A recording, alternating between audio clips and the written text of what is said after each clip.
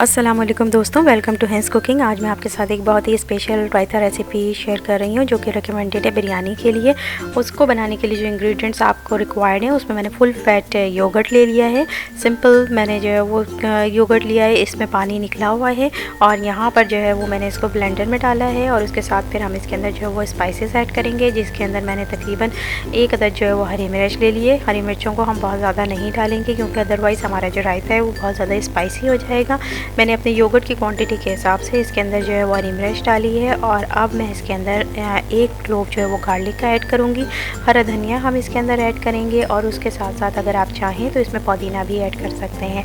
इसके साथ इसके अंदर salt and black salt add करेंगे। ब्लैक सॉल्ट जो है वो बहुत ही एक यूनिक फ्लेवर जो है वो रायते में ऐड करता है, जो कि आप बिरयानी के साथ जब उसको खाएँगे तो वो बहुत ही अच्छा आपको टेस्ट डेवलप करेगा। यहाँ पर हमने तमाम इंग्रेडिएंट्स को ब्लेंड कर लिया है और अब मैं पहले से बीट किए हुए दही के अंदर इस रायते को ऐड करूँगी। उसका रीज़न ये है कि हम रायता जब हम ब्लेंड करते हैं तो वो वाटरी हो जाता है। उसकी कंसिस्टेंसी को, उसकी थिकनेस को मैनेज करने के लिए हमने पहले से दही को फेंट लिया था और फिर उसके बाद हम इसके अंदर जब मिक्स करेंगे तो वो हमारे रायते की जो थिकनेस है वो मैनेज हो जाएगी।